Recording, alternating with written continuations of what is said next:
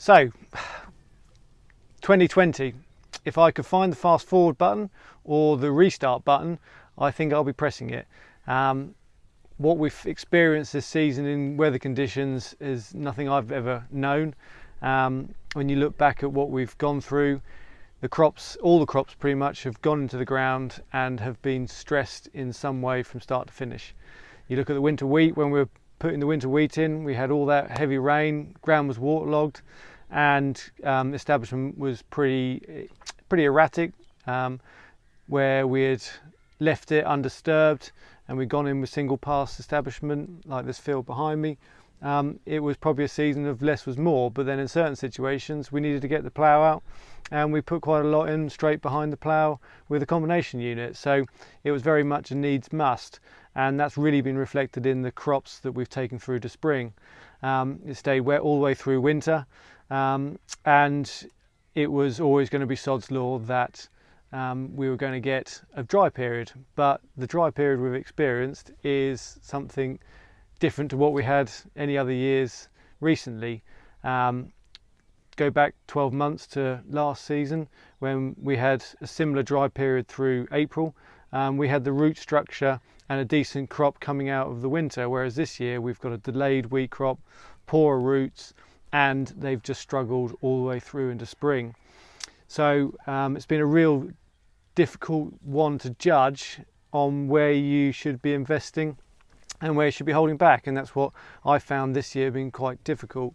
The spring crops, again, some of them have gone in the ground and haven't had a drop of rain on them. We had 25 mil over one weekend, and that's pretty much the only rain we've had for about, I think it was about 14 weeks. Just shows how dry we are, and they are starting to struggle, and I'm surprised how the winter wheat has held on, but spring barley looks okay at the moment, but that's still a long way to go. My spring linseed looks very dry. It's been sucked to the death by the flea beetle and the flax beetles, so it's not ideal. Trying some mustard for the first time, and that seems to be doing okay at the moment.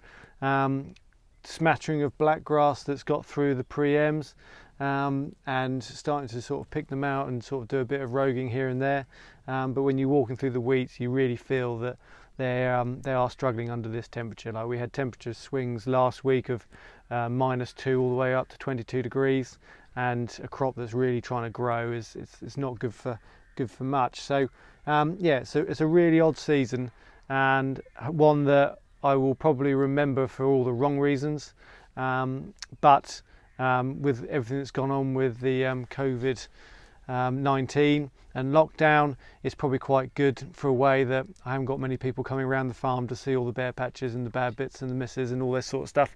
So you've got to think about the positives, and a virtual farm meeting means that I can pick a sensible background instead of taking everyone around on tractors and trailers. So all this week we're going to sort of talk about what we're doing, and look at the different trial work and demonstrations that we've got in the fields, and then what we're doing next year, and then we're also slipping in a few how-to guides, which I hopefully people will find interesting.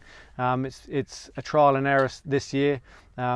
We would never have planned for anything like this, and so we're sort of doing it on the fly, so please give us your feedback. If you find these meetings are good, we can try and look for them for next year, but as we say, this is a big trial and error sort of scenario, so there might be some glitches along the way, so I apologise for that, but the sun is shining. It's about 22 degrees at the moment, and rain is forecast, so fingers crossed that we get a thunderstorm, just to sort of keep everything green and perk everything up in a little while. So I'll see you in the rest of the week, and keep safe and keep washing your hands.